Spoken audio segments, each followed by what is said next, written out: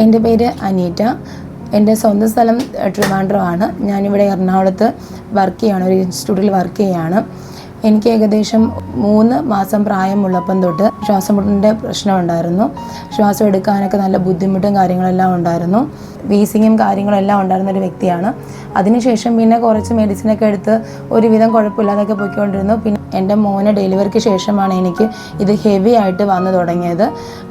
ഏകദേശം എനിക്ക് ശ്വാസമുട്ടൽ വന്നു കഴിഞ്ഞാൽ മന്ത്ലി ഞാൻ ഇങ്ങനെ മെഡിസിൻ എടുത്തുകൊണ്ടിരിക്കുകയായിരുന്നു.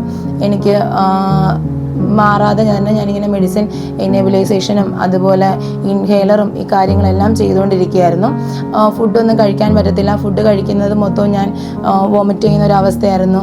എനിക്ക് ശ്വാസം നല്ലതുപോലെ എടുക്കാൻ പറ്റത്തില്ല. രാത്രി ആകുമ്പോഴത്തേക്ക് ഞാൻ എണീറ്റിരുന്ന് ശ്വാസം കിട്ടാതെ ഞാനിരുന്ന് ബുദ്ധിമുട്ടാറുണ്ട്. പിന്നെ ഷിവറിങ് ആയിട്ട് വരാറുണ്ട്. എനിക്ക് മരിച്ചു പോകുന്നൊരു അവസ്ഥ തന്നെയായിരുന്നു. അതിനുശേഷം ആയുർവേദം, അലോപ്പതി എല്ലാം നോക്കിയിട്ടുണ്ടായിരുന്നു. ഇൻഹേലർ എടുക്കുന്നുണ്ടായിരുന്നു. ഇൻഹേലർ എടുത്തതിന് ശേഷം അവസാനം കാണിച്ച എല്ലാ ഡോക്ടർമാരും എൻ്റെ അടുത്ത് പറഞ്ഞത് ചെസ്റ്റിൻ്റെ സ്പെഷ്യലിസ്റ്റിനെ കാണിക്കണമെന്നായിരുന്നു. കാരണം ഏകദേശം 1 മന്ത് കൂടുന്തോറും ഞാൻ ആൻറ്റിബയോട്ടിക് എടുത്തുകൊണ്ടിരിക്കുമായിരുന്നു. ആദ്യത്തെ മാസം ഞാൻ പോയി ആൻറ്റിബയോട്ടിക് എടുക്കും, നെബുലൈസേഷൻ ചെയ്യും, അതുപോലെ തന്നെ ഇഞ്ചക്ഷൻ എടുക്കും, കാര്യങ്ങളെല്ലാം എടുത്തിട്ട് തിരിച്ചു വന്നിട്ട് വീണ്ടും അത് റിപ്പീറ്റഡ് ആയിരുന്നു. ഈ ഒരു അവസ്ഥ കണ്ടിട്ട് എൻ്റെ ഒരു ആൻറ്റിയാണ് എനിക്ക് പ്രീത ഉണ്ണി എന്ന് പറഞ്ഞ ഡോക്ടറിൻ്റെ പേര് പറയുന്നതും അങ്ങനെ ഡോക്ടറിൻ്റെ നമ്പർ എനിക്ക് തരികയും ചെയ്തു. ഞാൻ ഡോക്ടറിനെ കോൺടാക്ട് ചെയ്തു, ഇവിടെ വന്ന് മെഡിസിൻ എടുത്തു. ഇപ്പം ഡോക്ടറിനെ കണ്ടിട്ട് 1.5 മന്ത് ആവുന്നതേ ഉള്ളൂ. ഏകദേശം ഒരു 2 വീക്സ് കഴിഞ്ഞപ്പോൾ തന്നെ നല്ലൊരു രീതിയിലുള്ള റിലീഫ് എനിക്ക് കിട്ടി തുടങ്ങി. ഇപ്പം ഒരു ബുദ്ധിമുട്ടും ഇല്ല.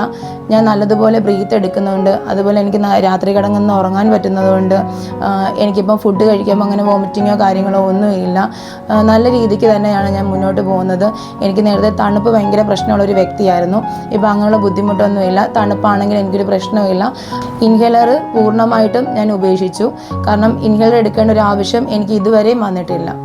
ഏകദേശം എത്ര വർഷത്തെ പഴക്കമാണ് ഈ അസുഖത്തിനുള്ളത്? എനിക്ക് 3 മാസം തൊട്ട് ഇങ്ങോട്ടുള്ളതാണ് ഈ അസുഖം. എത്ര വർഷത്തെ? ഇപ്പം എനിക്ക് 31 വയസ്സുണ്ട്. ഏകദേശം 30 ഇയേഴ്സ് പഴക്കമുള്ള ഒരു കംപ്ലൈൻ്റ് ആയിരുന്നു. യൂട്യൂബിൽ നമ്മൾ കൊടുക്കുന്നതിന് വിരോധമൊന്നുമില്ല? ഇല്ല, യൂട്യൂബിൽ കൊടുക്കുന്നതുകൊണ്ട് ഒരു വിരോധമില്ല. എന്നെപ്പോലെ ഒരുപാട് പേരിങ്ങനെ സഫർ ചെയ്യുന്നുണ്ട്. അവർക്ക് നല്ലൊരു കാര്യമാണ്. കാരണം എനിക്ക് റിലീഫ് കിട്ടിയതുപോലെ അവർക്ക് റിലീഫ് കിട്ടണം. കാരണം എന്ന് പറയുന്നത് ശ്വാസമുട്ടലെന്ന് പറഞ്ഞാൽ ശ്വാസം എടുക്കാത്തൊരു അവസ്ഥയെന്ന് പറയുന്നത് ഈ ലോകത്ത് ആർക്കും അത് അനുഭവിക്കരുതെന്ന് വിചാരിക്കുന്ന ഒരു വ്യക്തിയാണ് ഞാൻ. പിന്നെ എൻ്റെ രോഗം ഇത്രയും ഭേദമാക്കി തന്ന പ്രീത ഡോക്ടറിന് എൻ്റെ നന്ദിയുണ്ട്.